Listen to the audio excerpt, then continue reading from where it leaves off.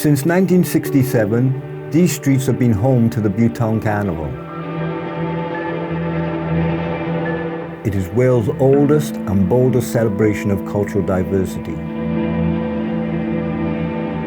I am interested in these moments where people come together to form something bigger than themselves. I have been the lead organiser of Butetown Carnival since we revived it in 2014. In that time, so much has changed in Wales.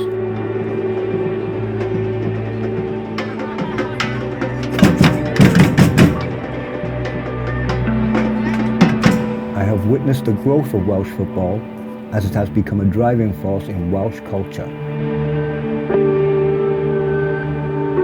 There is a new generation of artists who are taking inspiration from Welsh football. I want to talk to some of those who are finding their creative voices through football and learn more about what it means to them.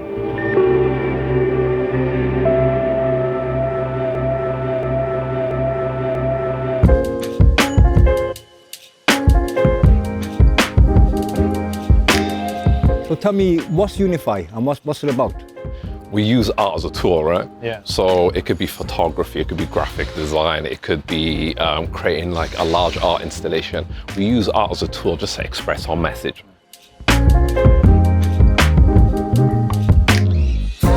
We got started originally, it was a Cardiff City game because we're both very passionate about football. And what we saw in the crowd was a lack of diversity. And we just wanted to show the vibrant side of Cardiff, right? Using a Cardiff City shirt or a football shirt and photography to express that as just like a medium, just to showcase different people within the community and tie it back into football. So you kind of had the message before the medium? Absolutely.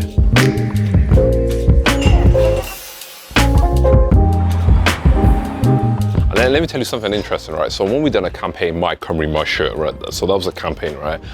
The entire purpose of it was, right, irrespective of your background, that Wales shirt belongs to you. Yeah. So if you look at all the people that we cast for that project, all right, you're from all backgrounds. But the only identifiable thing that brought them all together was the fact that they all proudly identified as being Welsh. Yeah. That was just reflected upon our journey. Yeah. So like using a friendly message, make people think, using art. You need interaction, you need people to kind of, see it personally and wonder and think about, what the message is about.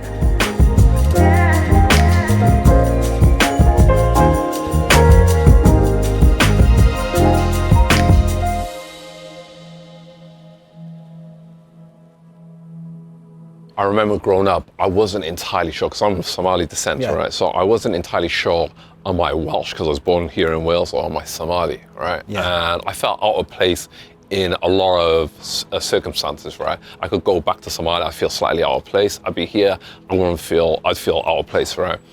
What Welsh football has done, right, is allowed me to, make peace with the fact that I can be Welsh and I can be Somali. They can coexist in the same sentence, right?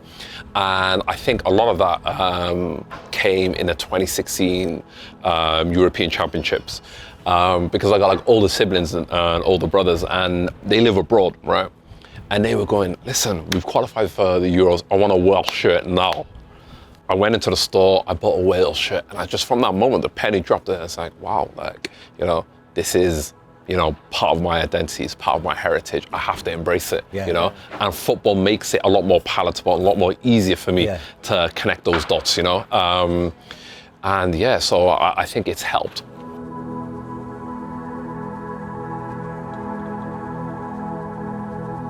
How do you think your work has been taken by football fans? How has it been accepted by football fans? I think on the whole, like, positively, right? Yeah. Very positively. I think it come from such like a left field. It was so unexpected. A lot of people weren't sure, like to see a pregnant black woman with a head wrap wearing a Cardiff City shirt, to see a black woman in a Wales shirt. These like not natural associations. Yeah. But that was the entire point of our work, was to create that debate, to create that conversation. We knew the problem with a gallery is a confined space. Yeah. Right? A carnival is a weekend, right? A football match is 90 minutes, right? what our work did, it transcended those, moments, right? Yeah. To become something that had permanent and had legacy. People saw themselves in those murals. Purpose. There was a Purpose as well, behind and it. absolutely purpose, and it had a legacy as well. So when people can see themselves in something, they identify with it, and it has a life of its own. And it's not, and that's all you could really hope for, Art essentially is an extension of culture, and so is football. So the marriage between them is very organic. So I think, there should be more overlapping or cross-pollination in a sense, right?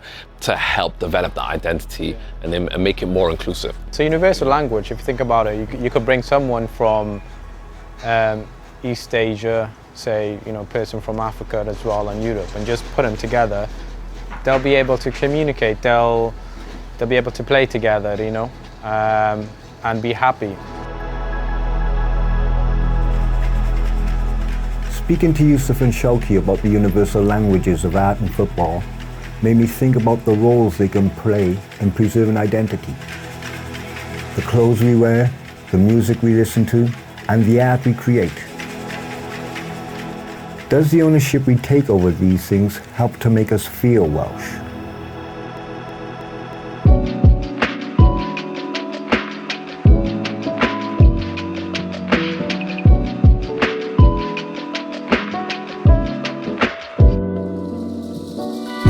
Are you a football fan who can draw, or are you an artist who loves football? Artist who loves football. Okay. Yeah.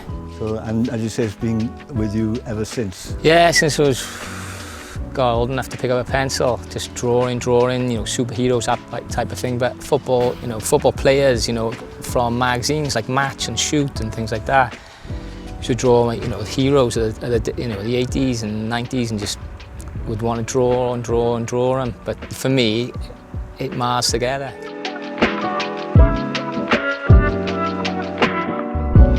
Well, I've been going to Wales games since I was about 13, 14, and because I'm an artist, I just put 2 and 2 together and create with the Welsh football. It's not just, sometimes it's obviously majority about the football, but it's about the culture as well, especially since the Red Wall's been set up, it's more of an event. When I was going to football back in the days, there was, nothing around like, as in, t-shirts and things like that, or bucket hats, or, it was always like you wore the Welsh shirt if you could afford it, that type of thing, and that would be it. That was in the 90s when I was going, and that carried on. It wasn't a fashion thing then, but now wearing a retro shirt is a fashion icon. And there's more scope for individual artists like yourself, and being an individual artist to a certain extent, you don't need to sell 1 million. No.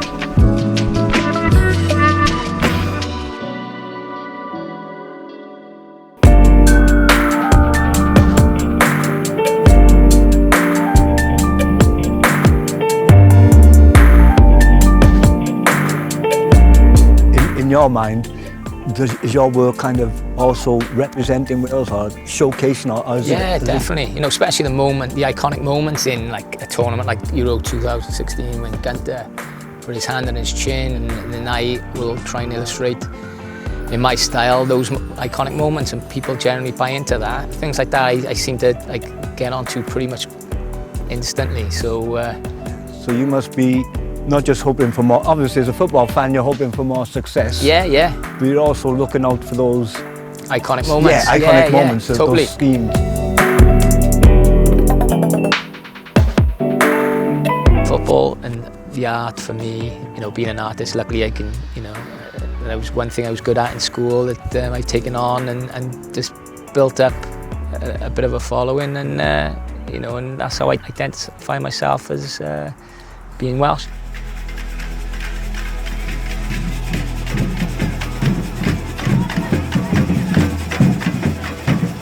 I was interested to learn about the changes Minty has seen in Welsh football fan culture.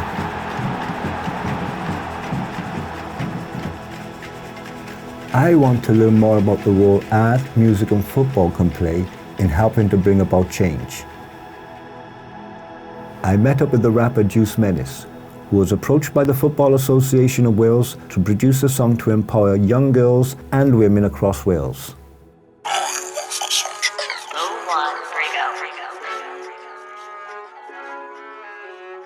That was an opportunity that came to me from the Welsh Football Association, so big thanks to them. They kind of just hit me up. They told me they've been working on a new campaign, a new marketing strategy to sort of boost women's football and just the coverage that it gets, just globally, internationally, social media platforms, all of that. Yo, this is for us, for them, for her, for every girl and loyal supporter. My hit now go for our Conry, this one's for the books, from the pitch to the border.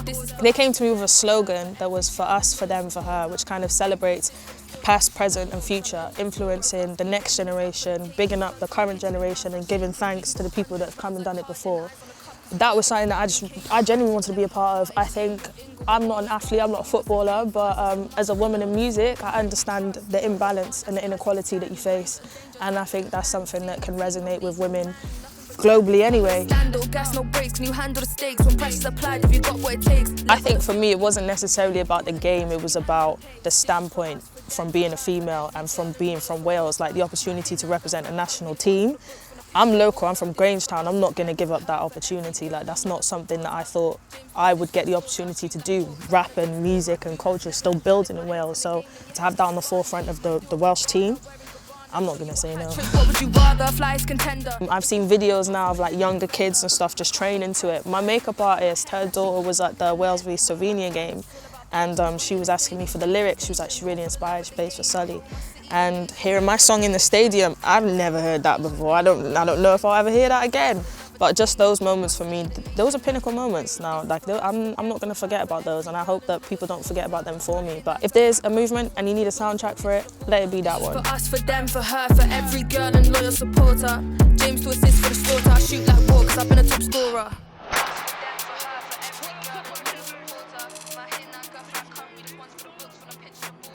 I can kind of figure out why the FAW might think that's a good move. Yeah. Why do you think it's a good move, or why do you think it's important from Because the other side? representation is key. It really is key. I think, again, like I've said, when it comes to Welsh platforms and stuff, there's been times in the past where you don't see representation. There's a lot of culture, there's a lot of amazing athletes, there's a lot of amazing artists that don't get the credit, don't get the chance to stand on these platforms. Because the thing is, if you give us the chance, just like I'm sitting here and I'll tell you, I've got love for this country, I've got love for this city, and I'll wear that t-shirt, I'll wear that Welsh logo, that Welsh flag any day of the week, but we don't often get called to do that. And I don't know if they think that's because we don't love the sea or we ain't got love for the flag, but that's just not true. But I think you never find out those things unless you have a conversation. Yeah. You know, you don't have to specifically like the song, you don't have to specifically like football, but you should never not like change. Do you get, like, that's the point of it. So it's kind of like you should be on board anyway, even if, you know, it's not your favourite song. You should be happy for the fact that you might have a grandkid one day or a niece or a nephew that is gonna need to be a part of the change that you're either accepting or refusing. What do you want to do next? Oh, a long list of things I want to do next. For now, though, I'm just kind of working on, you know, keep building my foundation. Not to toot my own horn, but I think I've done quite a bit for where I started compared to now, and I'm always happy to help other people. I think people don't think that I'm like that, but I'm always happy to give advice. You need help with something, you know, if you've never been in the industry before, like, I'm there, and I think that's something that I really want to do as I get older. Like, I would love to do writing lessons. I'd love to just be a part of the youth that's building right now. Because when I started doing music, when I was 16, 17, I didn't have that advice. I didn't really have that help. I didn't really know who to go to. I just sort of dived into it on my own. And I think I would like to be the person that I wish I had then. So that's kind of something that I would love to do, bigger picture, but I think that's a forever thing. I don't think it's something I'll start next year and finish the year after. I think that's something that when the time's right, I would love to start building and just have that forever. That's something that I would love to be a part of, and I hope I do get to build that.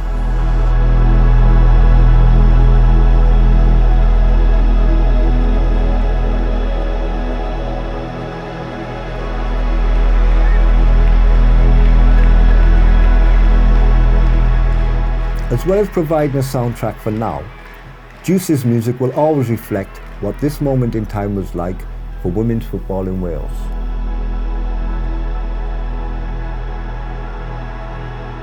There's one more person I want to speak to, a poet, who is always thinking about how she can hold on to moments like these.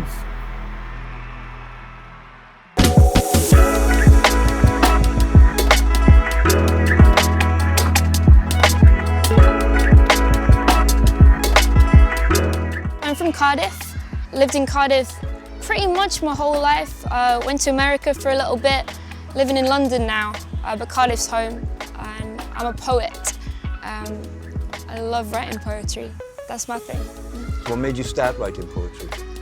I always wrote poetry, whether it be in my head, while I was walking to school when I was a little kid, or writing little bits down in the back of journals and notebooks. I've never really stopped, I suppose, and it's in the past sort of 6 years or so, I kind of worked out that I could do it for work, and which is unbelievable, really. I never thought that would be a possibility. So, yeah, I feel really fortunate to be doing something I love, and that people want to hear it, basically.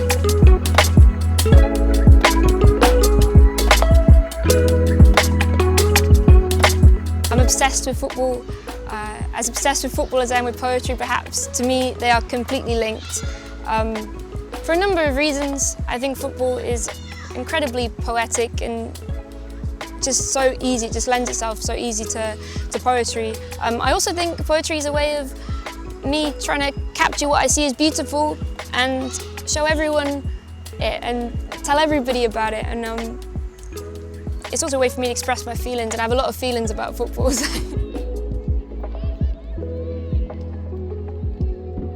This is a poem called Gareth Bale Kicks a Ball.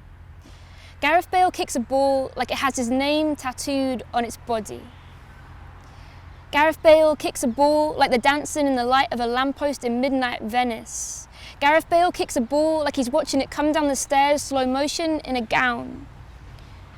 Gareth Bale kicks a ball like he can't fight this feeling anymore, and he's forgotten what he started fighting for, and it's time to bring the ship into the shore and throw away the oars forever.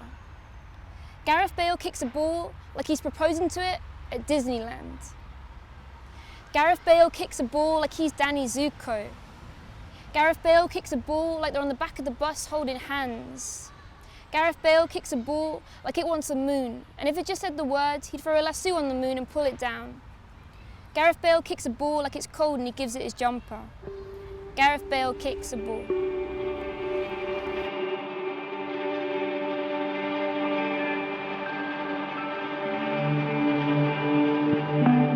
Your poems last longer than the moment, and almost the legacy of that moment, that day, that Saturday afternoon, that one specific Saturday afternoon, that particular match between those two teams. It's come and it's gone. But your poems and the other art that comes from this live on in that sense. Yeah, I think poetry in itself, probably if we kind of bury toward the root of what it is, so much of it, a lot of it, is about capturing a moment, capturing a feeling. Just showing everybody, putting it on a billboard, writing it in the sky. Look at this, look how I felt, look how she looked at me, look how good this goal was. That's so much of what poetry is, I think. So football to me, that lends itself so easily to writing. It's a sort of cinematic feelings, everything, all in one little thing, pushed onto a page, all like that, and then show someone, like, this is it. You gotta know about it, yeah.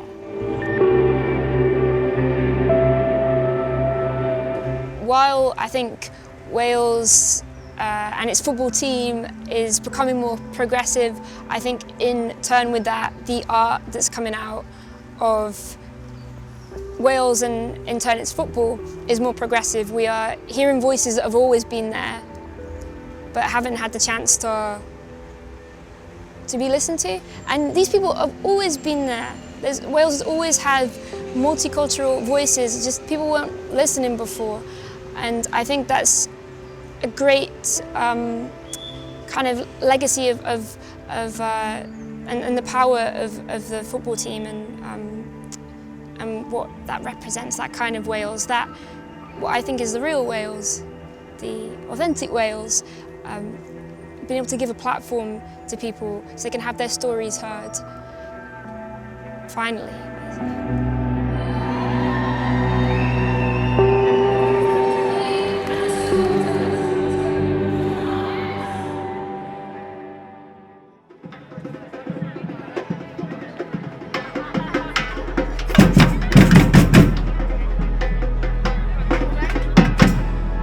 More than any one piece of art, what has stuck with me most is the spirit, attitude and values of the artists I've spoken to.